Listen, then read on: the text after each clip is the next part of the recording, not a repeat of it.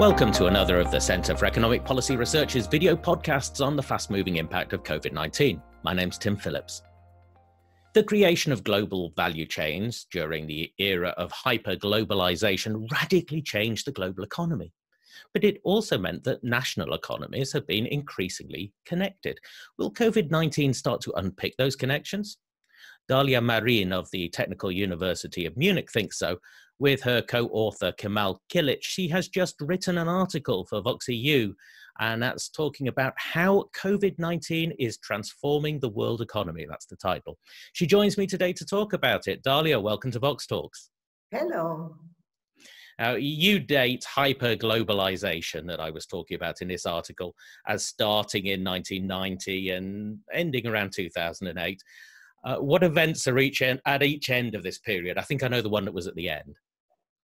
Yes, so the period of hyperglobalization started in the 1990s with the fall of the Berlin Wall, and later with the entry of China into the world economy, because these events opened up huge new markets with low labor costs. So what the firms did is they relocated production to these regions in order to save on labor costs. And in response to this, the global value chains, the global supply chains, as many people call it, they exploded and they contributed to the rise of world trade very much. So the openness of the world economy as measured by trade to GDP was ever rising and rising until 2008.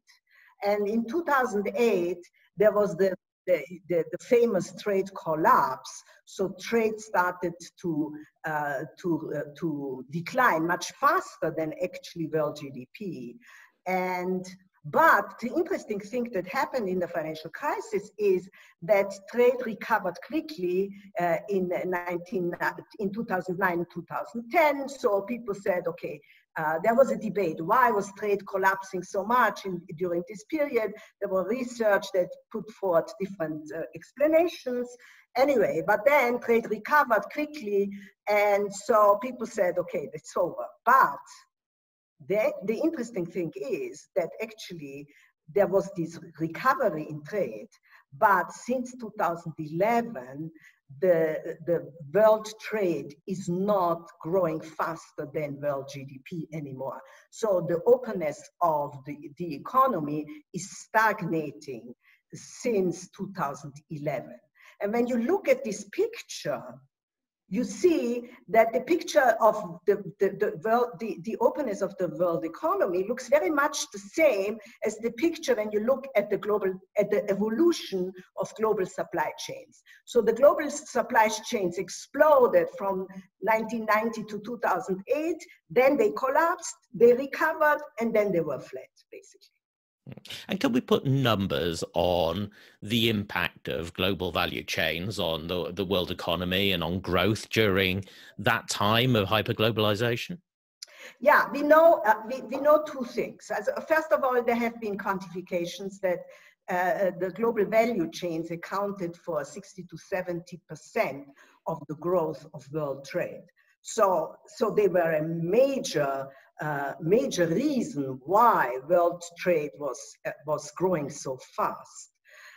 For GDP, we don't have for GDP, but what we do have is we have studies that looked at how global value chains affected the productivity in countries.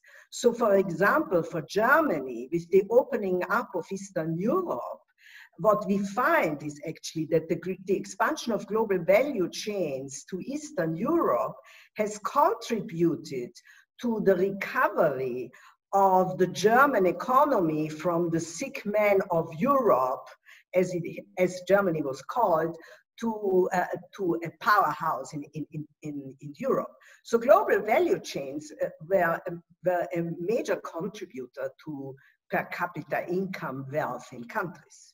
I mean, there are other studies for other countries. So there are a major driver. So if that stops, then we have to think about it, what that implies, you know. And after the global crisis, 2008, 2010, as you say, the global value chains, they stopped growing. Was the change in behavior that companies tended to reshore their value chains? Yes, so it is interesting. You know, when I started to do this research, it was already 1.5 years ago. What I always thought that the reason why the global value chain stopped to grow was because of robots. Because the rich countries invested in robots, and because they invested in robots, at some point they had the production was so robot intensive that labor costs did not matter that much. So they could as well reshore production back to the rich countries and produce with robots. But when you looked at the data, this picture, this story was not supported. And the reason why it wasn't supported is, if you have a sudden stop, like the global value chains in 2011, they stopped to grow, something else must have triggered this. Because the investment in robots was a secular trend that started already in the mid-90s. So, you know, so it was a secular trend. So if you want to explain a sudden stop, you have to have another explanation. So the story was not supported by the data. And then I discovered this World Uncertainty Index that was developed by Nick Bloom and his co-authors. And I thought that might be the explanation, you know, because I looked at this graph and I saw it looked very much like uncertainty was rising after the financial crisis, you know. It rose dramatically. So since from 2008 to 2012, when the debt crisis in Europe was breaking out. So in this period, it increased by 200%. So we combined this uncertainty index with this data on global value chains in the world, and sure enough, it came out very strongly that this uncertainty index had a negative effect on global value chains. So we took the whole period, and you have to note that this period was the period before Trump. And it was the period, before Trump and protectionism. So there is something that already was slowing down trade and global value chains that had nothing to do with Trump, basically. So the answer is it's the uncertainty. So why is the uncertainty making global value chains less attractive? The reason is that a firm compares the cost savings from global value chains, which is basically the differences in wages in the low-wage country to the home market, inclusive of transport costs. And this is the cost saving from a supply chain. And then they compare the cost saving from employing a robot instead of a worker. Now, the financial crisis was a total shock to this cost-saving comparison. And the reason is that with the rise of uncertainty, there was a certain probability that the input good that the firm waited for would not have been delivered, or would probably be delivered at higher cost, because firms expected with the global financial crisis everything changed, so maybe countries will become more protectionism. So for some reason, the whole business model of producing in global value chains have become less attractive. At the same time, the financial crisis, because central banks started to fight the adverse effect of the crisis, so interest rates dropped dramatically. So the financing of a robot became much less costly. So firms started to switch. So moving back to the rich countries and invested in robots instead. So that was all happening after the financial crisis.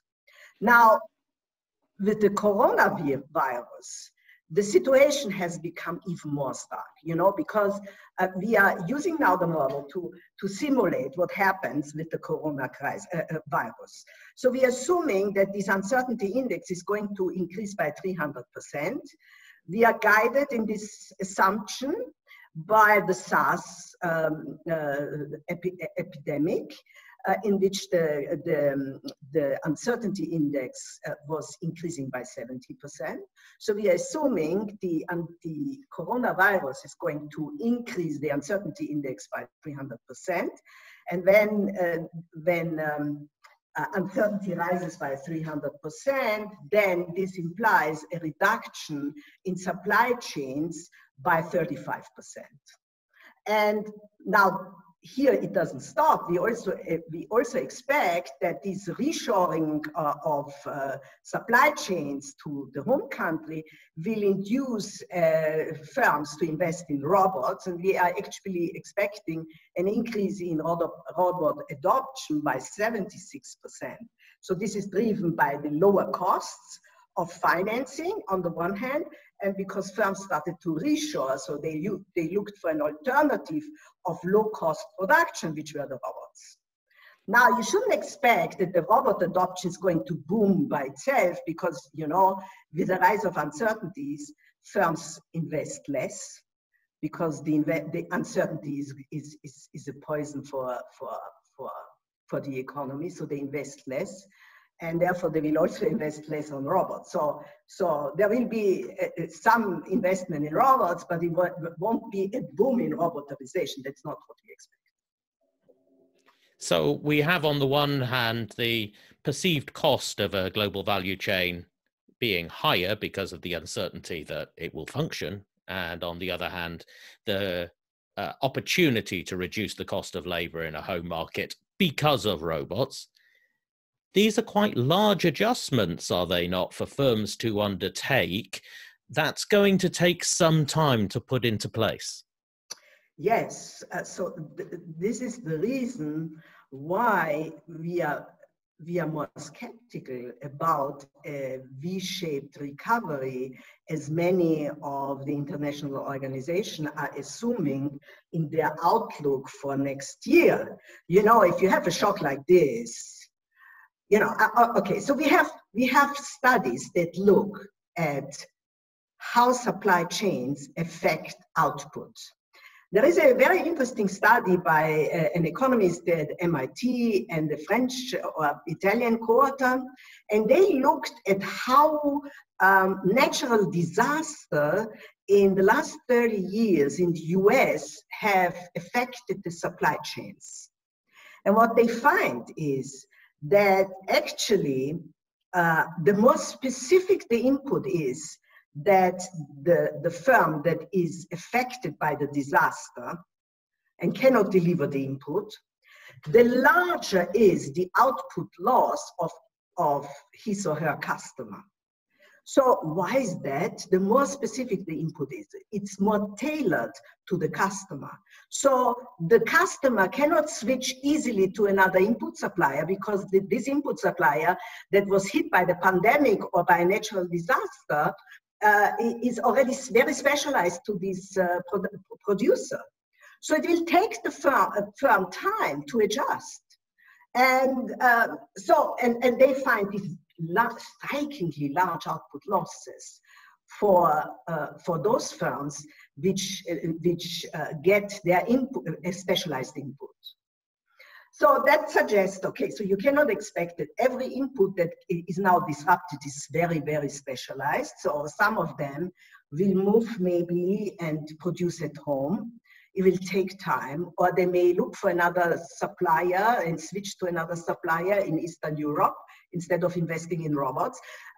But these will take time. So you don't expect, you expect the downfall, the recession to be deeper, and the recovery to take much longer time. And actually, there are also macro models that look at an economy that is organized in a network. Yeah, a network means that the different industries have depend on each other by supplying inputs. So what they find is, so this is the macro model with supply chains, if you want so. And what they find is that when a supply chain breaks, then it might break the whole production network. It might have cascading effects on the whole, negative effects on the whole economy. So the shock is not confined to the break of the supply chain, but propagates to the whole economy. So we have already models, and these are models that don't provide empirical results, but I mean, it gives you the idea that you can expect the output loss to be large. Look, on the other side of it, Dalia, this is terrible news for developing economies from COVID-19. They have been using these global value chains to drive their growth.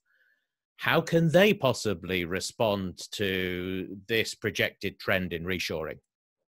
Yeah, so for them, it's terrible. For them, it's terrible because their growth model was based on being part of the global value chain. So when you look at Eastern Europe, for instance, or China, they were very successful in growing because they have been successful in being members of these world supply networks. So, but there is some reassuring, but there is some promise, because when you look at the Eastern European countries, many of them have been investing in robots, dramatically investing in robots. They have, some of these Eastern European countries have more robots per 1,000 workers than the US or France. And the reason is that, exactly because they were threatened of losing the supply chains and losing growth. So they invested in robots, and what we find actually is that they were attractive. Because of this, they were still attractive for supply chains from rich countries.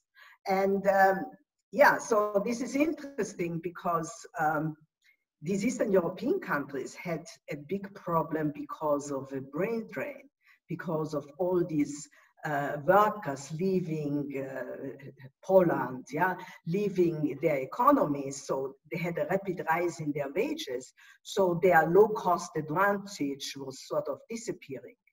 So they had to invent something new, and that's what they invented. So Dalia, this looks like bad news if you're expecting a V-shaped recovery. Bad news if you are in a developing country and you have not invested in technology. Very good news if you're a robot. So thank you very much.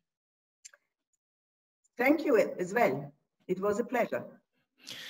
Now, the article that we've been talking about is on Vox EU. It's called How COVID-19 is Transforming the World Economy. And the authors, as I said, were Kemal Kilic and Dalia Marian.